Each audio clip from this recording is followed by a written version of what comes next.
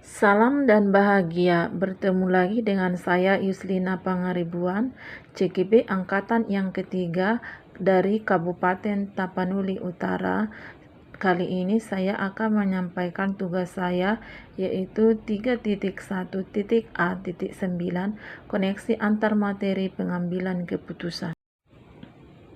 Sekolah sebagai lembaga pendidikan formal yang berperan dalam memajukan sumber daya manusia yang ada di dalamnya. Terdapat proses belajar mengajar yang teratur dan terencana. Proses belajar mengajar yang efisien diperlukan seorang pemimpin pembelajaran yang mengatur dan mengelola proses tersebut. Siapakah pemimpin yang dimaksud? Yang dimaksud sebagai pemimpin pembelajaran, guru perlu melaksanakan langkah-langkah pengambilan keputusan dan mengkolaborasikan metode pembelajaran yang berpihak kepada murid. Guru sebagai pemimpin atau manajer atau motor penggerak bagi muridnya atau siswanya. Keputusan yang diambil oleh guru akan menentukan arah dan tujuan pembelajaran. Jika dilaksanakan dalam lingkungan yang nyaman bagi murid. Bagaimana caranya? Sistem AMONG dalam pembelajaran yang merupakan metode yang sesuai untuk pendidikan, karena metode pendidikan dan pengajaran berdasarkan pada ASIH dan ASU.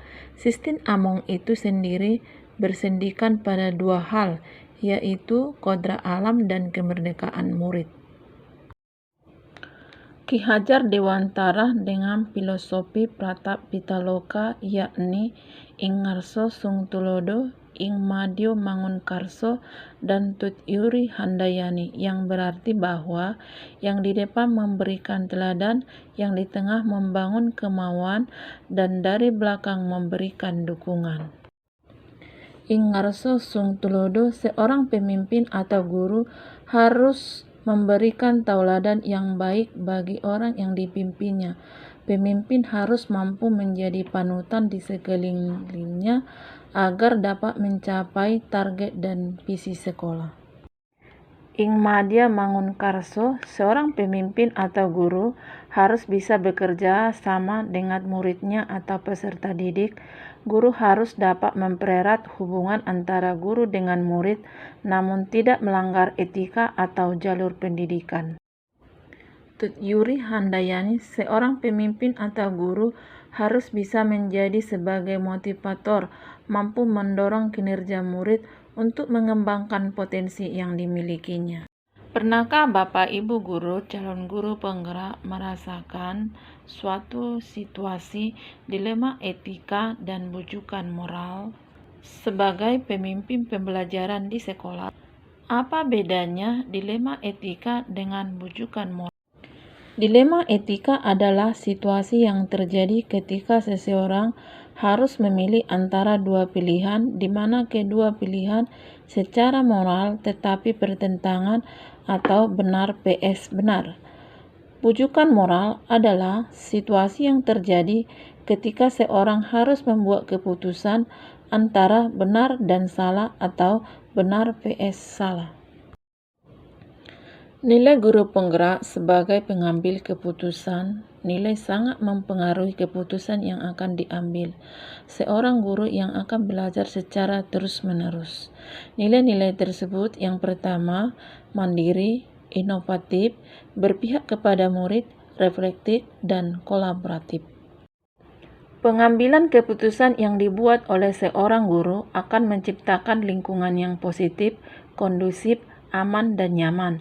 Untuk mencapai arah dan tujuan pembelajaran berikut, ada 9 langkah pengambilan keputusan. 1. Mengenali bahwa ada nilai-nilai yang saling bertentangan. 2. Menentukan siapa yang terlibat. 3. Kumpulkan fakta-fakta yang relevan. 4. Pengujian benar atau salah. 5. Pengujian paradigma benar dan salah. 6. Melakukan prinsip resolusi. 7. Investigasi opsi dilema. 8. Buat keputusan. Yang ke-9, lihat lagi keputusan dan reflektif. Coaching dalam melaksanakannya atau langkah-langkahnya disebut dengan tirta. Efektif atau tidaknya pengambilan keputusan dengan teknik coaching akan menjawab pertanyaan dalam diri untuk memunculkan potensi dalam diri untuk menyelesaikan suatu masalah. Dalam situasi yang menimbulkan dilema bagi guru sebagai pemimpin pembelajaran.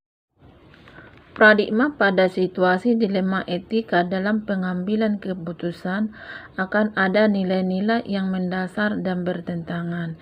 Yang pertama, individu PS masyarakat.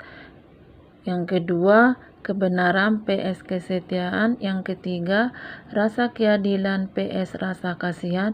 Dan yang keempat, jangka pendek PS jangka panjang.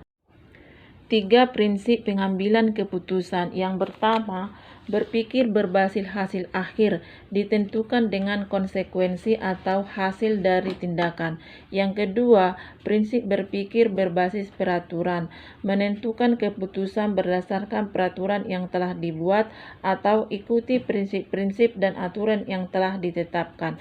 Yang ketiga, berprinsip berpikir berbasis rasa peduli, lakukan kepada orang lain seperti yang Anda inginkan mereka lakukan kepada Anda. Dengan kepedulian terhadap sesama, kita akan menjadi lebih peka dan bersimpati, atau memutuskan sesuatu dengan pemikiran apa yang Anda harapkan orang lain lakukan terhadap Anda.